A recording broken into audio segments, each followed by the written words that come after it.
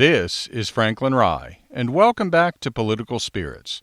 We still stand for the proposition that the left and the right should have a few drinks and talk. Compromise is not a requirement. If those discussions result in us changing or even abandoning our positions, that's fine. If they don't, that's fine too.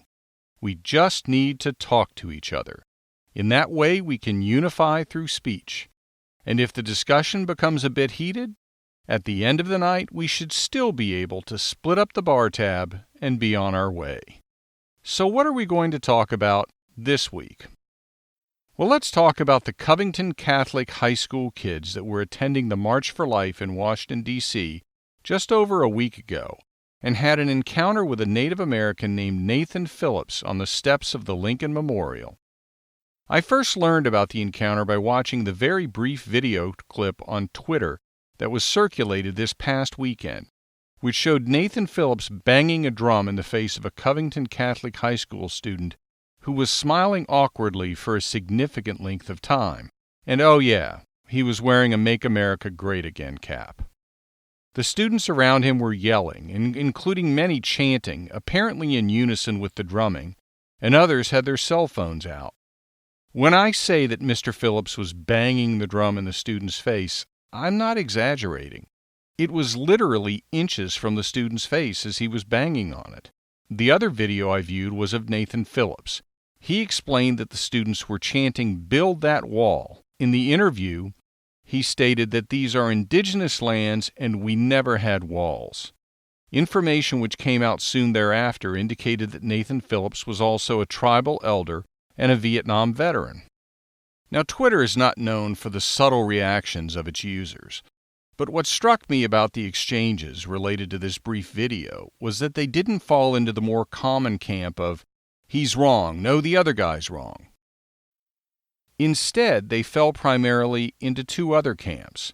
The first camp was absolutely convinced that the Covington Catholic students in general, and especially the student standing in front of Nathan Phillips, was absolutely evil, the personification of all that is bad in America.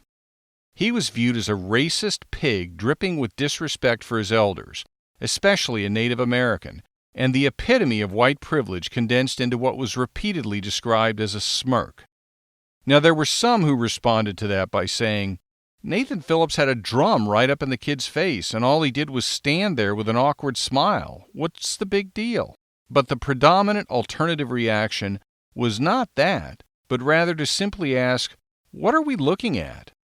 Large numbers of users were tweeting that specific question. What is this? What are we looking at? What is the context? How did this event occur? What happened beforehand? How did these two people end up face to face? In other words, all of the questions that a competent, ethical journalist seeking the truth would ask. So what happened next? The media coverage came. And what did we see? We saw media running with those little snippets of video and reaching their conclusions based on those alone. On January 19, in the New York Times, reporter Sarah Mervosh wrote an article that described the encounter as unsettling and involved, quote, a throng of cheering and jeering high school boys, predominantly white and wearing Make America Great Again gear surrounding a Native American elder, close quote. The author took the opportunity to blast President Trump for, as she described it, painting, quote, immigrants in broad strokes as rapists and drug dealers, close quote. See my prior explanations in multiple episodes of this podcast explaining why such a description of President Trump's statements is inaccurate. She also took the opportunity to comment that the president had recently mocked Senator Elizabeth Warren with a reference to Wounded Knee and Little Bighorn, sacred ground for Native Americans whose ancestors fought and died there. Not surprisingly, the author failed to mention that the reason why Senator Warren could be mocked with a reference to Wounded Knee and Little Bighorn was because she falsely claimed to be a Native American and then tried to prove that her false claim was true with a DNA test that showed she had a lower percentage of Native American blood than a typical American. The article appears to take everything that Nathan Phillips said as 100% true without any questioning. For example, she references the Washington Post coverage of the incident, which notes that Nathan Phillips said the teenagers were taunting participants in the Indigenous Peoples March and, quote, "That guy in the hat stood in my way and we were at an impasse. He just blocked my way and wouldn't allow me to retreat," close quote. A writer conducting herself as a journalist would have asked how a kid standing in front of a person without touching him and without saying a word to him could prevent him from retreating. That's the kind of thing I expect from writers at major newspapers, especially ones which benefit from the prestigious reputation, deserved or not, of the New York Times. Even the Covington Catholic School's diocese itself issued an apology criticizing the students' conduct and stating that appropriate action would be taken which could extend to expulsion, all based on that tiny bit of video. Comments posted from the Hollywood personalities and members of the media about the Covington kids were shocking. In a tweet, former Vanity Fair contributor Kurt Eichenwald described the kid with the awkward smile as a, quote, MAGA thug, close quote, who should be denied work, quote, in perpetuity, close quote. He explained further that, quote, "I know that some might say I'm being too harsh on teenagers. Unfortunately, the evil unleashed by Trump has infected millions of teenagers with their Hitler Valentines, Nazi salutes, and bullying of non-whites, and the infection can only be cured with harsh consequences." Wow. Comedian and former CNN personality Kathy Griffin called for doxing the students. Quote, "I want names. Shame them," close quote. Actor Michael Rappaport posted a video attacking the kids that was so filled with vulgarities that there's really no practical way for me to quote him here because it would be nothing but the popping cork sensor sound that I use. Celebrity John Cusack slammed the kids, noting that, quote, "Lack of basic respect for an elder, any elder, is the number one symptom of a sick society," close quote. He referred to the, quote, MAGA Catholics paving the road of ignorance, close quote, as a disgrace. Given his insistence that basic respect be shown to any elder, someone should probably remind John Cusack that President Trump is his elder. Well, then additional video came out. Rather than being seconds long, it was nearly 2 hours long. It showed that before the interaction between Nathan Phillips and the Covington Catholic kid with the MAGA hat and the awkward smile, who has since done public interviews and been identified as Nicholas Sandmann, there was an extended period during which a black supremacist group called the Black Hebrew Israelites hurled racial and homophobic epithets at the Covington Catholic kids. Moreover, it was the Black Hebrew Israelites, not the kids, who argued with the Native Americans. They criticized the Native Americans for worshiping totem poles and said, quote, "You're not supposed to worship the eagles, buffaloes, rams, all types of animals," close quote. The Black Hebrew Israelites then state, quote, "This is the reason why this land was taken away from you," close quote. Earlier, the Black Hebrew Israelites also called the Native Americans Uncle Tomahawks. As writer Caitlin Flanagan writes in The Atlantic on January 23, in her article entitled "The Media Botched the Covington Catholic Story," after the Black Hebrew Israelites don't have any success arguing with a Native American woman, they ask why she isn't angry at the Covington Catholic kids. The Black Hebrew Israelite who made that statement then refers to one of the Covington Catholic kids as a, quote, "little corny Billy Bob." He then refers to one of the Covington Catholic kids as a cracker and tries to get him to come over and argue with him. The Covington kids don't respond and instead turn away and walk back to the rest of their group. The Black Hebrew Israelites then continue by referring to the kids as little dirty crackers. The large group of Covington Catholic kids then start doing school spirit cheers and dancing. As the author explains, these students said the chaperones had allowed them to sing the songs while waiting there for their bus instead of engaging with the Black Hebrew Israelites. This is when Nathan Phillips walks over to the kids while playing his drum. Some of them start jumping in time with the drum. He then comes face to face with Nicholas Sandmann and continues playing his drum held up within inches of Sandmann's face. Sandman just stands there and exhibits the awkward smile that we've all seen. Ask yourself how you would respond if a total stranger banging on a drum walked into the crowd of friends you were with and continued banging on the drum within inches of your face. Would you tell him to go play your drum somewhere else because it's rude to stick it in a stranger's face and bang on it? Would you turn away and leave your friends? Would you ask him, why on earth are you banging a drum in my face? Would you just stand there with an awkward smile on your face, trying not to get agitated? I don't know what I would do, and I'm a grown adult. That tiny segment of video is what went viral, and it, along with a brief statement from Nathan Phillips, was the basis for the multiple media publications to reach the conclusion that the kids had acted deplorably, and that the Native American Nathan Phillips had been treated with extreme levels of disrespect. The full 2-hour video from that afternoon shows something dramatically different. Incidentally, notwithstanding Nathan Phillips' claims that the kids were chanting "Build that wall," nowhere in the 2-hour video can any such chant be heard.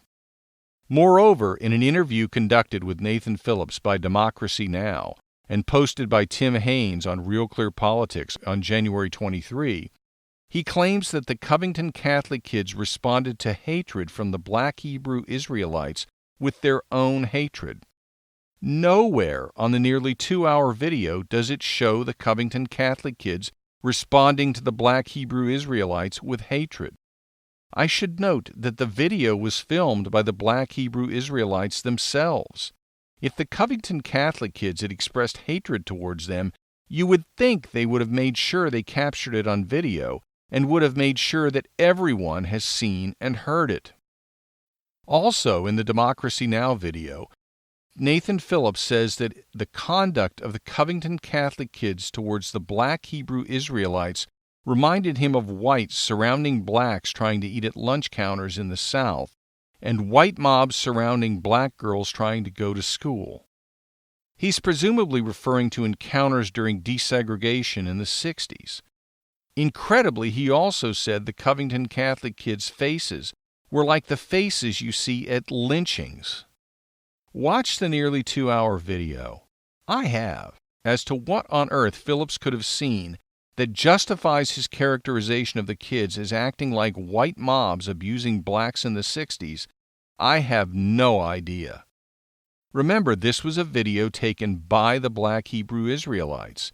If the Covington Catholic students had conducted themselves like a white mob abusing blacks in the South in the 60s, I can't imagine the Black Hebrew Israelites filming the encounter wouldn't have captured it. Moreover, his description of the encounter is bizarre, given that the video captures the Black Hebrew Israelites hurling racial epithets at the Covington Catholic kids. In that respect, it is literally the opposite of what Nathan Phillips described. Moreover, during the Democracy Now! Interview, Nathan Phillips states that he was concerned about violence breaking out between the Black Hebrew Israelites and the Covington Catholic kids because the Covington kids were acting like a mob. Go watch the video. By far the most intense confrontation is not between the Catholic kids and the Black Hebrew Israelites, in significant part because the Catholic kids never really engaged with them in a confrontational way. They never took the bait as they were being subjected to multiple racial slurs.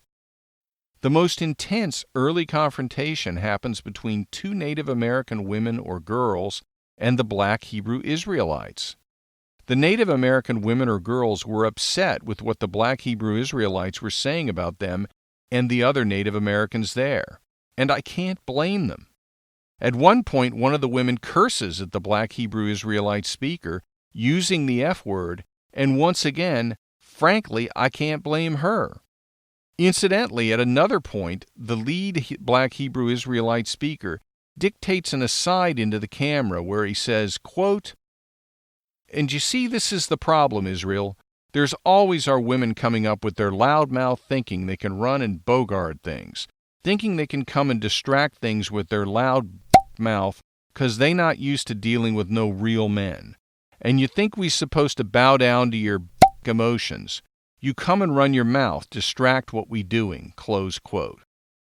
Meanwhile, a handful of Covington Catholic kids are just standing and watching. I urge you, go watch the video. It's an hour and 46 minutes long. The one I viewed was from the internet site of Local 12, a Cincinnati television station. While you're wrapping it, try to wrap your head around the fact that with all of the racial slurs, homophobic slurs, and multiple instances of verbiage which is shocking and certainly well outside of what is considered respectful speech in this century, all uttered by the black Hebrew Israelites, it's not them, but rather the Covington Catholic kids who were targeted by the online outrage mob, the media, and Hollywood. I haven't begun to repeat all of the slurs and offensive statements made by the black Hebrew Israelites. They verbally insulted whites based on race. They attacked Native Americans based on considering their religion illegitimate. They attacked women as needing to be subservient to men, and they attacked multiple individuals and groups with homophobic slurs. Later, there's an intense but short verbal altercation between a Native American male and the black Hebrew Israelite speaker over their yelling loudly criticizing Native American religion during the Indigenous Peoples gathering. He demands that the black Hebrew Israelites show the Native Americans some respect and curses with the MF word at least twice while demanding it. The Native American man is really upset, and once again, frankly, I can't blame him. The black Hebrew Israelite holding the camera then uses the N-word to describe the Native Americans. Once again, keep in mind as I describe these events that it's the Covington Catholic kids who were criticized for the way they conducted themselves, and Nathan Phillips said it was the Covington Catholic kids who were conducting themselves like a mob that reminded him of the way angry white mobs in the South, including lynch mobs, had conducted themselves. Doesn't really fit with the video, does it? The black Hebrew Israelite speaker then screams at the angry Native American, questioning why he isn't instead attacking the wood wearing that Make America Great Again hat. He then refers to the Native Americans as a bunch of Uncle Tomahawks with their heads up the white man's Soon afterwards, a group passes by with several of them wearing Make America Great Again hats, perhaps Covington Catholic kids, and the black Hebrew Israelite speaker yells at them, calling them, quote, a bunch of child-molesting close quote. The word I censored was a homophobic slur. He then yells out using the same homophobic slur to describe President Trump. He then goes on a rant claiming that Hispanics and blacks have no business calling themselves Roman Catholics. At that point, a black member of the crowd goes over to the Covington Catholic kids and appears to be saying something to comfort them or reassure them in the face of the black Hebrew Israelite speaker's attack, which then causes the speaker to refer to the person reassuring the Catholic kids as an Uncle Tom. That prompts a verbal altercation between that individual and the black Hebrew Israelites, where he threatens them, saying, "You want to throw down?" To which the black Hebrew Israelites respond repeatedly calling him an Uncle Tom and the N-word. Keep in mind once again, as I describe all of this, that Nathan Phillips said the Covington Catholic kids were acting like a mob. So far, all the Covington Catholic kids are doing is watching and periodically being insulted and not responding. When the black Hebrew Israelites walk over close to them and start spewing hatred and racial slurs, they turn and walk away. Later, the kids are standing on and at the top of a set of steps, and the black Hebrew Israelites are yelling that they are child molesters and hyenas and that they have lice on their backs. The kids periodically break into what appear to be school chants. One of the kids takes his shirt off and appears to lead the others in a chant. The students continue with humming what appears to be the Seven Nation Army pop song. Nathan Phillips then walks into the crowd, banging on his drum, chanting with another Native American behind him banging on a drum as well. That is when the short video from inside the crowd that went viral begins. It conveys none of the background. Shortly thereafter, some of the Covington Catholic kids boo in response to the black Hebrew Israelites when they yell at the kids, saying that they're future school shooters. A number of the kids engage in conversation with the black Hebrew Israelites, including telling the speaker that it's really weird to tell kids that they're future school shooters. Rather than acting like a mob, the kids frankly seem to be amused at these really strange guys saying really offensive things. Then parent chaperones for the kids tell them to back up and start moving away. But they aren't successful, and the kids continue to dialogue with the Black Hebrew Israelites. Again, the kids boo quite loudly when the Black Hebrew Israelites criticize them for giving rights.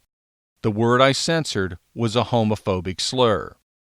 Then the buses arrive and the kids leave. Again, I urge you to watch the entire video. The difference between what the media conveyed in their initial coverage and what actually happened at the Lincoln Memorial that day is about as great a difference as you can possibly imagine. The conduct of the Black Hebrew Israelites was obnoxious. Their use of racial slurs and homophobic slurs is well outside the bounds of what is considered appropriate. Do they have the right to say it? Of course. But what is truly bizarre is the nearly complete lack of criticism of their conduct in this entire event.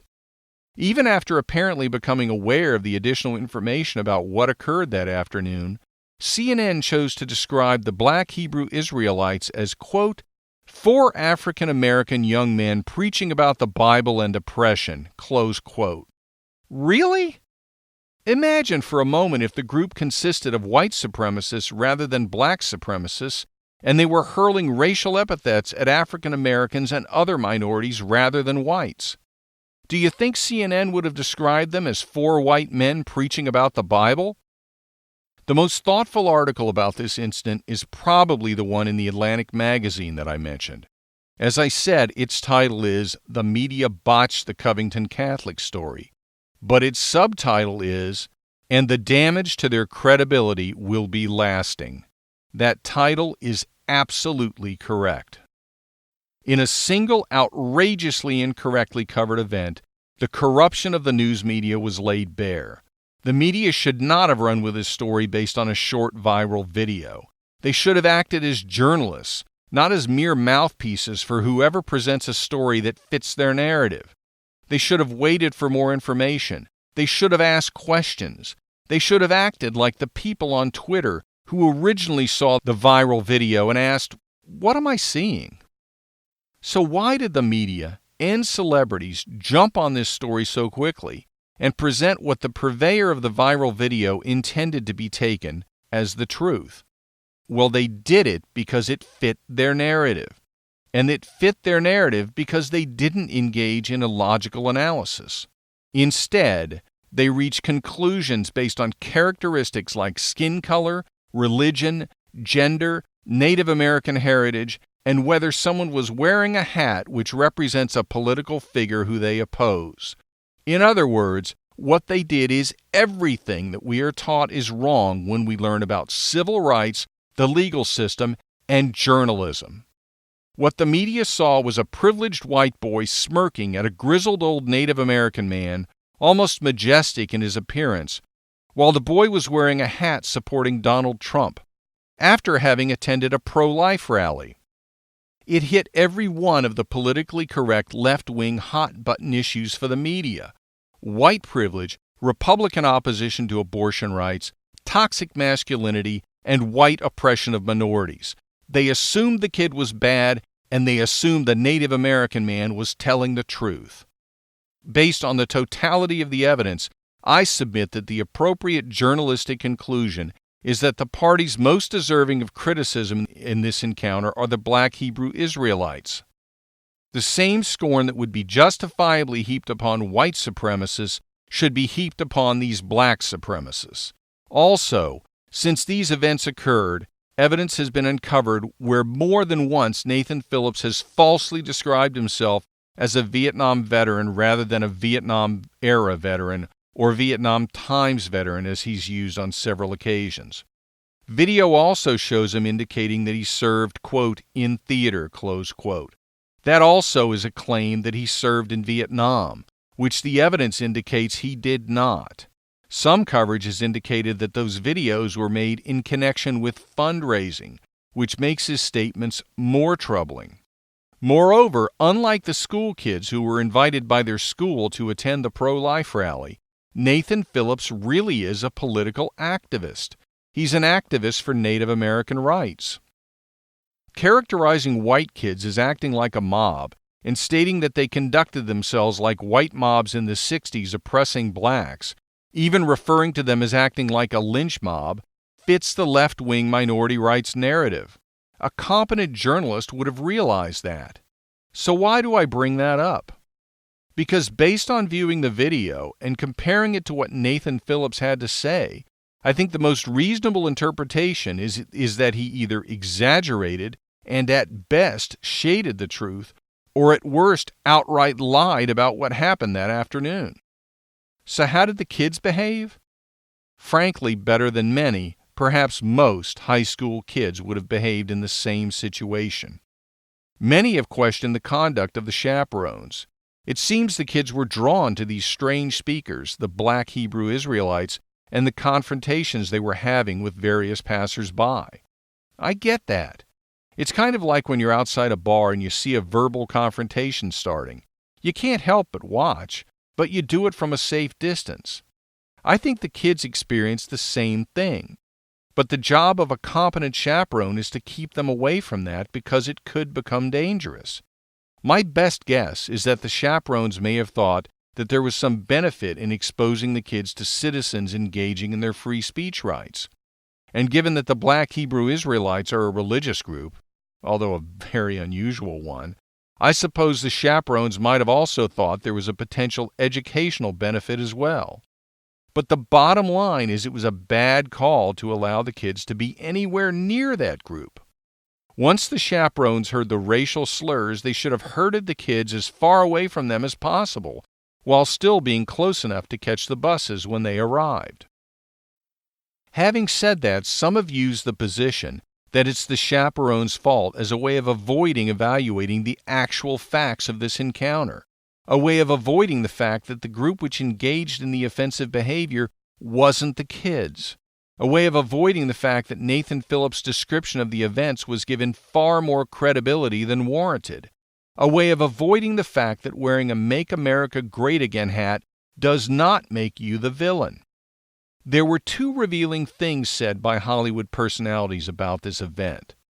After evidence started to come out regarding what actually happened that afternoon, and which therefore called into question actress Alyssa Milano's original conclusion about the kids and the incident, Alyssa Milano tweeted, quote, "Let's not forget, this entire event happened because a group of boys went on a school-sanctioned trip to protest against a woman's right to her own body and reproductive health care.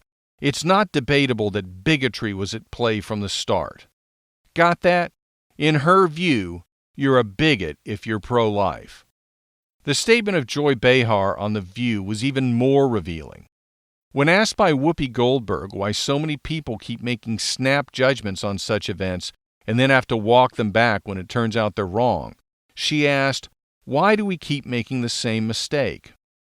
Behar's response, quote, "Because we're desperate to get Trump out of office," close quote. How revealing. That response was an acknowledgement that celebrities are willing to condemn individuals, even minors, without having the evidence to determine the actual truth because they want to get Trump out of office. That isn't just a logical shortcoming, it's immoral. But it cuts to the chase of what's happening in this country. We seem to have forgotten the lessons we learned or should have learned as kids in civics. You don't judge people based on the color of their skin, whether that color be black or white or brown. You don't determine the facts of what happened based on whether the person testifying is a Republican or a Democrat. And you don't determine whether a person is telling the truth or whether they've committed an offense based on whether they're wearing a hat supporting the current president of the United States or any other political candidate for that matter. So why did I title this episode MAGA is the New Black? Because the fact that Nick Sandmann was wearing a Make America Great Again hat was a key to the determination of the media and the celebrities attacking him that he was in the wrong in the incident that afternoon at the Lincoln Memorial. As we've talked about in the past on this podcast, and as we all know, even well after the abolition of slavery, blacks have historically been subjected to racism in America to the point that they were not treated fairly and equally as to government services and in many other aspects of society. There is an effort underway to treat the act of supporting Donald Trump publicly by wearing a Make America Great Again hat as an act so worthy of derision that the effect is to prevent persons wearing the hat from being treated fairly and equally by those who oppose Donald Trump. Whether those persons be members of the media reporting on events involving those individuals, celebrities commenting on those events or those individuals, and potentially government bureaucrats administering government services to those individuals. That is absolutely wrong. It is immoral, and it must be called out as such. It is a form of bigotry. If we are going to continue to have a republic, a government of elected representatives rather than a dictatorship or a monarchy, we have to accept that other members of society will not necessarily agree with us. We have to accept that sometimes we'll lose elections. That is why I say that we have to unify through speech. That may seem strange. When we disagree so vociferously, how could engaging those arguments unify us?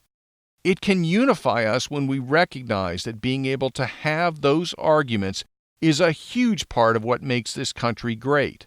Have the arguments. Learn what others who disagree with you think and why they do. Consider whether that makes you change your opinion. If it does or it doesn't, either way that's fine. But you will have advanced as a person for having engaged in the debate.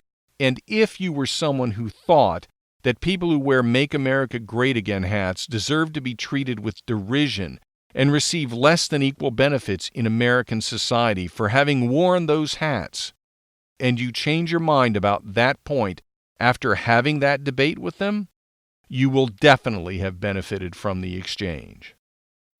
With each week of preparing new episodes of this podcast, I think the exercise helps improve me as a person.